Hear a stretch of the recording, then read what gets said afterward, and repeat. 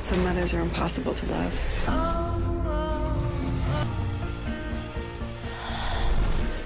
A crazy grandmother, a cheating mother, a sweet and spiced Alabama family. This is a movie called Flowers in the Attic based on the novel of the same name.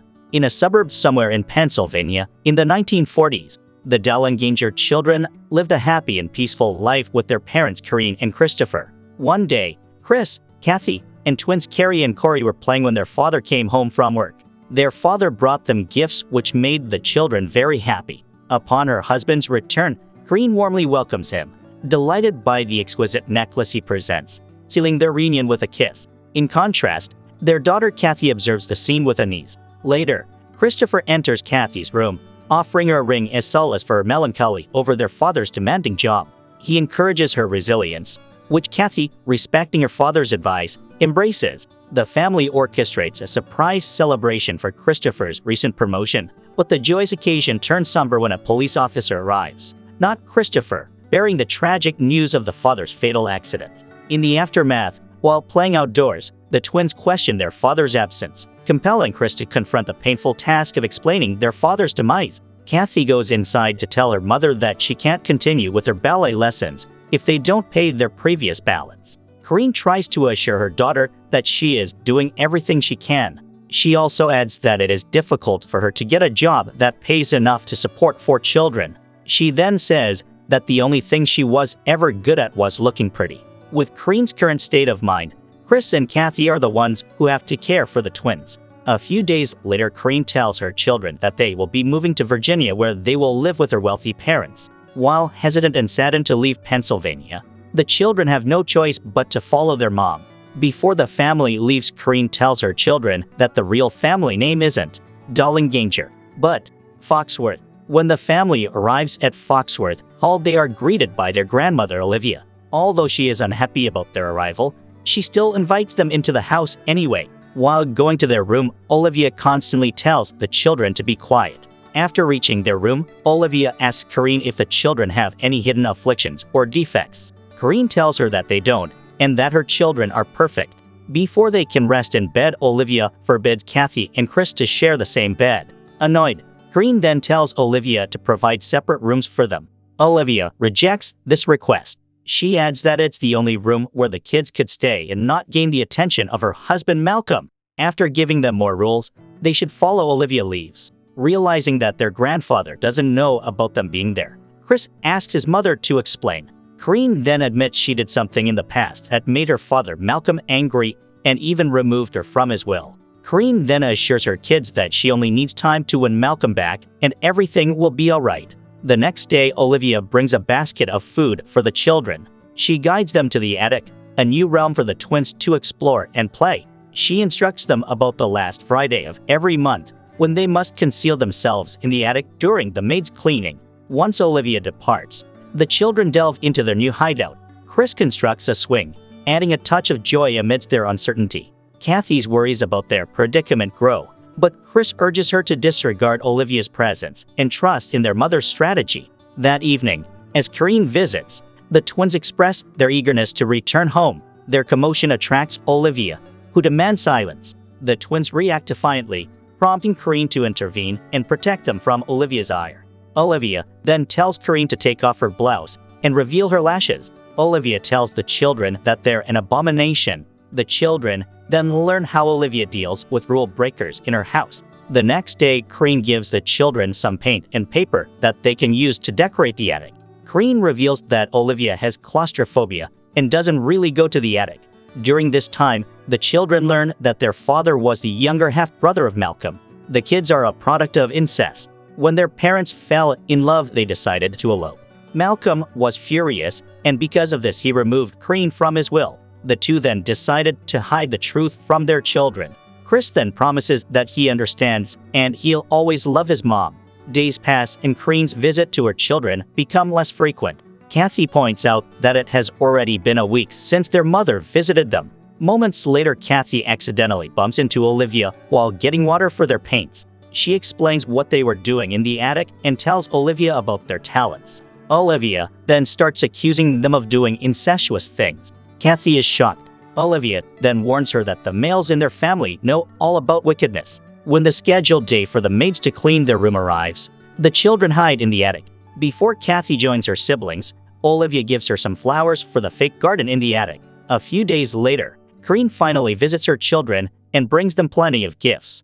Kathy confronts her mother and asks where she has been all this time. Corinne says that she has been spending more time with Malcolm. Losing her patience, Kathy asks her mother why she still hasn't introduced them to their grandfather. Corinne reveals that Malcolm only forgave her because she never told him about her children with Christopher. She then tells them that she can never let them meet their grandfather, especially if she wants to be put back into his will. As time passes, Corey says he misses his mom so much. To provide comfort, Kathy suggests to Chris that he sees her as their mother for now. As time passed, the attic became a festive sanctuary where the children made their own gifts for each other and their grandmother, as they eagerly gave Olivia a large Christmas card.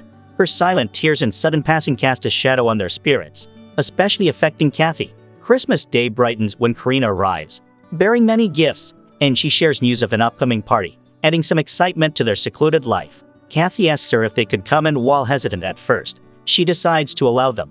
The only thing Corinne asks is that they stay hidden at all times. They get stuffed into a cabinet that allows them to see through the back of it. During the party that night, Chris and Kathy see their grandfather giving Corinne an exquisite necklace as a gift. Later on, they also see her flirting with their lawyer named Bart Winslow. He says he can't wait to start his life together with her. Just the two of them. Kathy is upset, so she decides to go back to their room. But Chris stays behind to explore the house more. Later, Corinne checks on her children. She then starts to panic and lashes out on Kathy when she doesn't see Chris. When Chris arrives, Corinne slaps him and threatens to whip all of them if it happens again. In the morning, she apologizes for everything she did. She kisses her son on the lips to apologize. She manipulates her kids into staying a bit longer just so they can inherit everything. A year has passed and Kathy catches Chris looking at his version of P-Hub. Kathy has a conversation about hormones with her mother. Kathy tries her best to explain, but does a poop job of doing so. Later that night, Kathy tries out a piece of undergarment that her mother gave. Chris suddenly walks in and leaves her startled. Olivia then arrives and accuses the two of doing wicked acts. The children deny her accusations, but she won't listen. Instead, she wants to punish Kathy by cutting her hair. Chris stops her, and now Olivia gives him a choice. Either Chris cuts his sister's hair or they will starve for an entire week. He refused to cut Kathy's hair, so the siblings are forced to ration what food they have left to make it last a week. When their grandmother comes to bring food, the children eat happily before sleeping. The next day, Kathy wakes up with tar on her hair. After failing to remove it, she decides to have her brother cut her hair instead. During this time, Chris starts getting aroused by his sister. He says he thinks she's pretty, but he brushes his feelings off, quickly cuts her hair, and leaves embarrassed. As Kathy's hair lengthens, she entices Chris into a dance, leading to a playful, flirtatious tumble onto the bed, only to be interrupted by the twin. Seizing a moment of freedom, Chris and Kathy slip away to a nearby lake, their swim morphing into a reflective pause on their mother's whereabouts and her waning trustworthiness. Back in the attic, the twins befriend a mouse, claiming it as a pet, bringing a sliver of joy to their confined lives. Corinne's eventual return comes with startling news of her marriage to Bart, igniting the older children's frustrations. They confront their mother, declaring that no material offerings can compensate for their stolen time, emphasizing the broken promise of a single night stay. A seemingly kind gesture from Olivia, bringing donuts as a gift from their mother, turns cautionary as she remarks on the sweet's potential harm, a bittersweet moment for the children. The children ignore the warning and continue to eat the donuts. A few days later, Olivia catches Chris opening the drapes on the window and scolds him. Tired of always being called boy, Chris reveals his name to Olivia, and she gets mad at him. Chris gets whipped by Olivia as his siblings hide in the attic. After the beating, Kathy tends to Chris's wounds and shares her fear of losing him. Unable to control their feelings anymore, the two share a passionate kiss. The next day, Chris tells Olivia that they have been sinning, then pretends to ask forgiveness from Olivia while sneakily pressing a bar of soap to her master key. He then carves a wooden copy of the key, and the siblings are now free to leave the room whenever they please. The siblings then start planning their escape from the house. They begin by stealing money and jewelry from the house to use as funds when they leave. A few days later, they find workers building fences around the property. While Chris checks them out, Kathy looks for more things to steal in Kareen's room. Kathy finds Bart sleeping on her mother's bed and kisses him out of curiosity. Outside, Chris finds a shed where the switch for the electric fence is. On the way back to their room, he hears Kareen and Bart talking about his lost wallet and a blonde girl kissing him in his dreams. Chris is mad and confronts Kathy about what happened. He hurts his sister, but eventually calms down. Kathy then kisses him, and the two sleep together, crossing the point of no return. Chris then admits he loves her and can't love anyone else. The next day, the children inform the adults that Corey is sick. They ask their mother to take him to the hospital, but she looks reluctant. Kathy and Kareen slap each other. Kathy threatens to reveal all of Kareen's secrets to everyone if they don't take him. After Olivia interrupts and says Corey needs to go to the hospital, Kareen finally brings Corey there. Sometime later, she comes back and breaks the news that Corey died because of pneumonia. The siblings grieve deeply, especially after learning that they buried Corey immediately and without a funeral. The event pushed Kathy and Chris to decide to leave that night. As preparation, they tried to steal as much as they can from the house that day. While looking for items to steal, Chris learns that their mother left the house and their grandfather died 7 months ago. He also sees Olivia in her bald state while brushing her wig. During that time, Chris accidentally coughs, alerting Olivia of his presence. Back in the attic, Chris shares a heartbreaking discovery with his siblings. The donuts they were given contained poison, leading to Corey's tragic death. Amid this chaos, Olivia confronts them, demanding the master key. Chris' protests provoked Olivia into trying to hit him aggressively. Weakened but still defiant, Chris collapses while Kathy bravely intervenes. In a desperate attempt to ensure safety, Chris urged his siblings to advance into the attic, holding Olivia long enough to barricade himself inside. Trapped by fear, Olivia is immobilized by fear, revealing a chilling truth. It was their mother, not Olivia, who orchestrated the poisoning.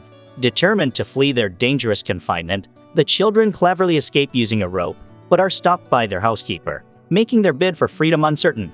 After revealing that they were Kareen's children, the butler helps them escape.